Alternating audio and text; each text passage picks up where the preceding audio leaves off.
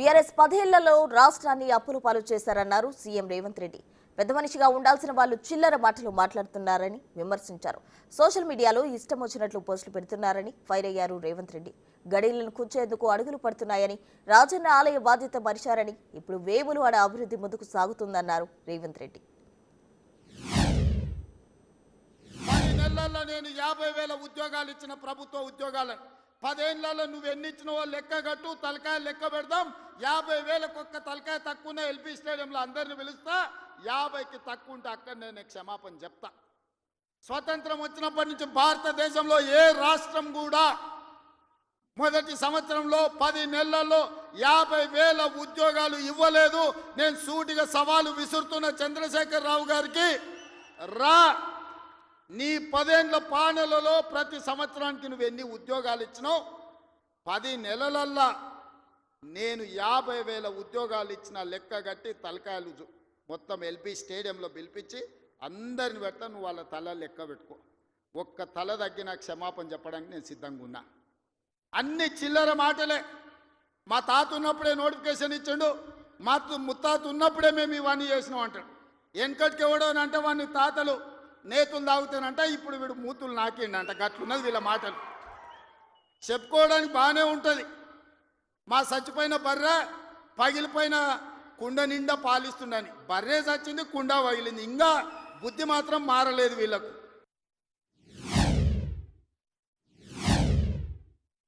చంద్రమండలం పోయి ఆడ కూడా ఫిర్యాదు చేస్తాడంట. నువ్వు ఆడ తిరిగి వచ్చినా కుట్ర చేసినందుకు మాత్రం ఊస లెక్క పెడతావు కేటీఆర్. నువ్వు అది గుర్తు పెట్టుకో. చూస్తూనే ఎంత గుర్తవో ఎగరని అని. ఉయ్యాల ఎంత ఊగినా అక్కడనే వచ్చి ఆగాలి, తెలుసు కదా. ఉర్రికి అటు ఊగొచ్చు, ఉర్రికి ఇటు ఊగొచ్చు. ఉయ్యాల ఆగాల్సి వచ్చినాడు మధ్యలోనే ఆగుతుంది. యాడ్ కురుకుతాడు, ఎంత దూరం ఉరుకుతాడు. ఉరకని అని చూస్తున్నా. ఉరుకులాట ఏందో చూద్దాం కేటీఆర్ దాని.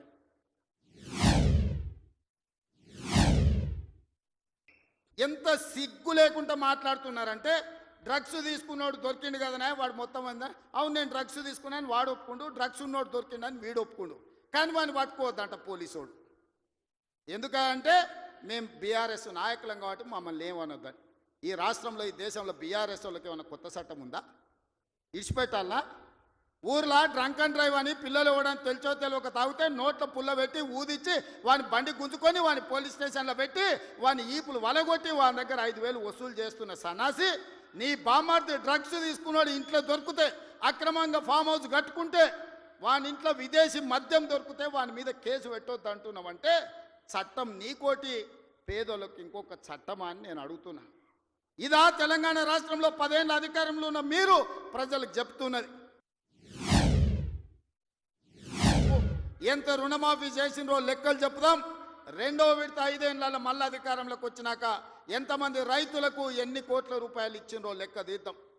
25 రోజుల్లో మనము 2 లక్షల రూపాయల మేరకు రైతులకు చేసిన రుణమాఫీని 2014 నుంచి 2018 వరకు, 2018 నుంచి 2023 డిసెంబర్ వరకు, 2023 డిసెంబర్ నుంచి 2024 డిసెంబర్ వరకు 3 సార్లు రైతు రుణమాఫీలో 2 సార్లు చంద్రశేఖర్ రావు చేస్తే, ఒక్కసారి ఈ వేదిక మీద ఉన్న మా మిత్రులందరూ చేసారు లెక్కలు తీద్దాం, వాస్తవాలు మాట్లాడదాం. చంద్రశేఖర్ రావు గారు, మీరు అసెంబ్లీకి రాండి.